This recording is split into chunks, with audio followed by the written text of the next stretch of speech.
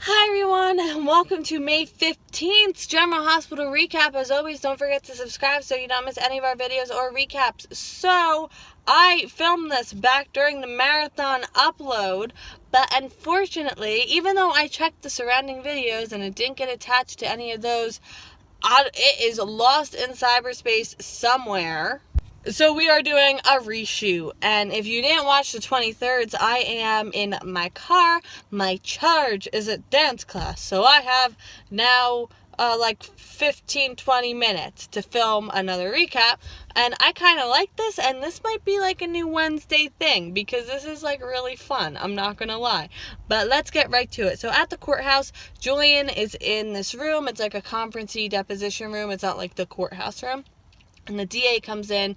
He has an offer. He thinks that he could possibly choose not to prosecute Julian if he does something for him in the city. So, like, we already know what it's going to be. It's, like, really hot in here. I might open a window real fast because, like, even though everyone will hear me yelling about General Hospital, but that's okay. I'm not saying anything bad, right? Alright, okay. So, the DA knows that Julian is just an accessory. His sister was the mastermind, and the DA wants a conviction against Sonny to make his career. What are you doing, Radium? The car is not on anymore. What is... Possessed car, Herbie fully loaded. Am I right? No, Christine! I'm naming my car Christine! I'm glad you guys were here for this. God. Connected. Okay, anyway. Also, thank you to Cassie for getting me this phone mount a million years ago that I finally unearthed. Okay, so anyway, let's get back to it. So he wants Julian to go back to his old life and provoke Sonny so that he can get this conviction against Sonny, and then Julian will be free. Will Julian sign this deal? No deal, as Howie Mandel would say. No, well, he doesn't say it. Whatever. Anyway, he won't even consider it. The DA says no prosecutor wants a tank against Sonny Corinthos, and the arraignment is postponed because he's just, like, so angry right now. He thought this would be a slam dunk with Julian. Alexis and Scott are also there, but they're in the hallway right outside the room. Scott asks Alexis if she's here for Julian. She wasn't. She has a meeting with the Bar Association. Better Call Saul shout out. Well, they don't do that. I'm doing that because I'm obsessed with that show. Like, it's scary how obsessed I am with that show. So anyway, Scott thinks Julian is still on the hook for Olivia's crimes. Alexis tells him that the state's case against Julian is strong, and Olivia can't testify or be tried, so they'll focus all their energy on Julian, whether it's, like, right or not. I can't think of the word. So Scott comes into the room and the DA leaves, and Julian tells Scott what the DA wanted. So Julian says that there was no immunity from prosecution, which would mean the DA could come after him after Sonny was arrested. So, smart move. You know, I'll give it to him. Scott's mad he didn't take the deal, though. And I'm like, did you not just listen to his, like, logic behind it? Like, that was sound logic. Whatever, Scott. So Scott leaves the room, and Alexis is already done with her meeting. Scott is going on and on about how Julian just blew the best chance he had. Again, could have done all this work and got nothing for it, but whatever. And I can't think. So then Alexis sees Julian, and she goes into the room, and I'm like, that's smart. Be in the same room as Julian right after your Bar Association meeting where any of the people can see you. So Alexis sits down, and Julian tells her what he would have had to done for the deal to happen, and she asks if violence is the only reason he refused, and he says no. At the penthouse, Jason is home. Sam is ecstatic to see him. She can see he's a little beat up, and he says that Franco followed him to Cassie Island. Sam blames herself because she talked to Franco, and he's like, no, Franco was actually helpful, you know, weirdly enough. And the scarecrow was Jason. He tells her the whole thing. I won't reiterate it here. I have a video up, the scarecrow revealed, so that's up there, you can see it. And Jake saw the whole thing, and Sam has to process all of this now. So Jason calls Elizabeth. He wants to see Jake, and she tells him where they are. At the park, outside, like real outside, like me. Liz and Jake are at the park with Aiden, and Franco comes up to her. She can tell he's a little beat up too, and she can tell he followed Jason to Cassie Island, and he was pivotal to the success of the mission, and there was a breakthrough, and he needs to talk to Jake. So he tells Elizabeth about the shackling and beating memory and the recreation. Jake saw Jason B and heard him talking about him, talk about Jason being a killer, and Liz tells Franco Jake's overall been okay, and he got a present from Spencer, not Spencer. See, if people sent thank you notes, this wouldn't be happening right now. If Elizabeth was like, Jake, send your cousin, not cousin, I don't know, maybe cousin, who knows, send Spencer a thank you email for the present, and then Spencer was like, what are you talking about? This is why thank you notes are important. Yo, I'm glad I'm reshooting this, because I didn't do this PSA for thank you notes before. So, send thank you notes. It might prevent a deadly outbreak of a toxin. That's all I'm saying. So, there's no one in the cars around me, okay. So Jake is looking at the magic kit, and Aiden wants to play with him, but Jake's like, no. Like, he's actually really kind of mean to him. So Liz and Franco find Jake, and Liz asks why he doesn't want to play with Aiden, and Franco asks to look at the kit, and Jake's like, no. So Franco's like, sorry, I should have asked, but you, like, did, but whatever. And it's for magician's eyes only, and then they leave the box there and go eat. Like, take your stuff with you. Like, I know you're just literally around the corner, but the box is out of sight on a bench in a park. Take your stuff with you. I'm just saying. So this is now a PSA for taking your stuff with you. So then Elizabeth gets a call from Jason. So Elizabeth tells Jake his dad is coming over, and then they can open his presents. And Jake asks if his dad will want to talk about what he used to, like, when he used to look different. And Elizabeth's like, well, why would you ask that? Is everything okay? So Elizabeth says he's the same after the accident, and Jake doesn't want to talk about who his dad used to be ever. Again, red flags. So Sam and Jason, I have my Fitbit on again. Okay, anyway, Sam and Jason come over. They all talk about Jake a little bit. Jason wants to talk to Jake alone for a few minutes. Franco hopes Jason knows what he's doing. And Sam says at least he didn't lie about his intentions. See, I feel like I'm Sam, because, like, I like to get those little, kind of digs, snark in without, like, you know, just going under the radar with it.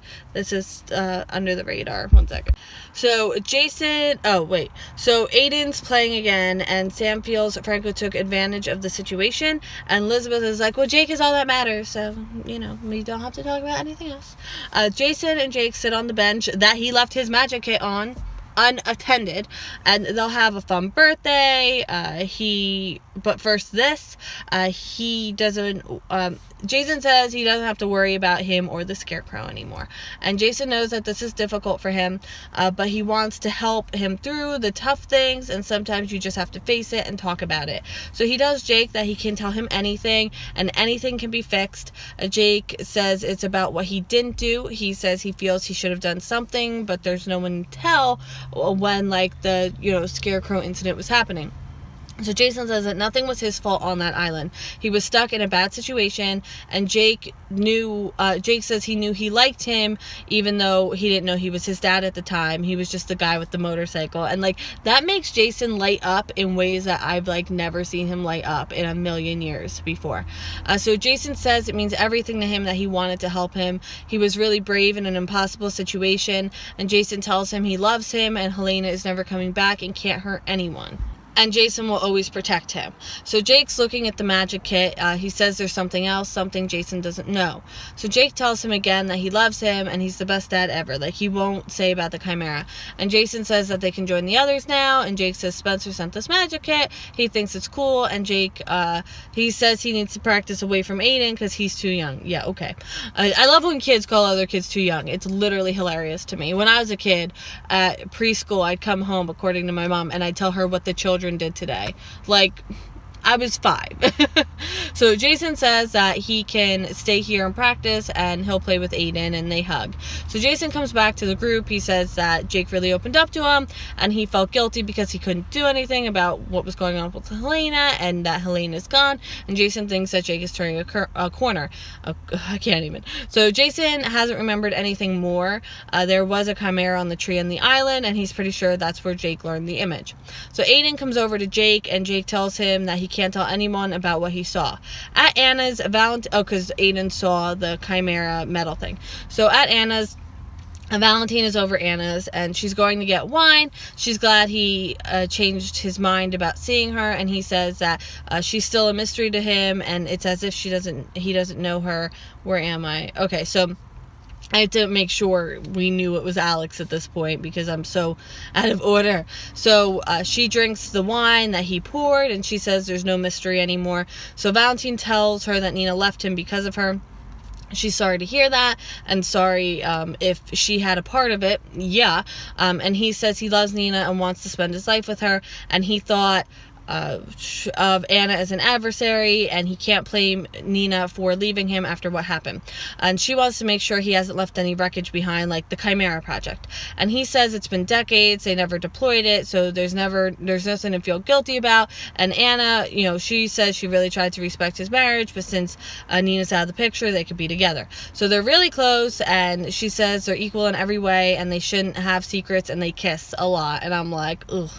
Sorry, I'm rushing here. I only got a few more minutes before my charge is done with dance.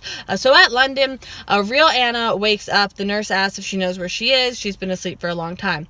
She talked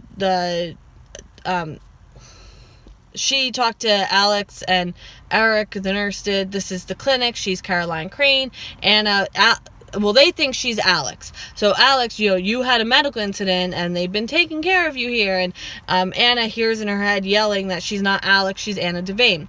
But she can't speak. The nurse says that she's safe. Another doctor found her at her apartment, Alex's apartment, and brought her here. So the nurse calls her Dr. Merrick, aka Alex Merrick, and runs out of the room to get another doctor. So the doctor comes in. Apparently Anna's been unresponsive for a really long time, months maybe, and they're going to give her another sedative. And now, end scene. Julian says there is an immunity from prosecution, and it's ironic that he's going to serve time for stuff Olivia did when he got away with everything he did. And Alexis is like, don't convict yourself in advance. And he asks her his chances in her professional opinion, but she doesn't really have good things to say, but she doesn't want him to go to prison. Franco thinks maybe he's owed an apology since he was pivotal, and I'm like, really? But Franco apologizes for jumping to the conclusion that Jake was afraid of Jason, and Jason says he was starting to think the same thing, and thanks, Franco. They shake hands, and Liz hopes that Jake can start to heal now.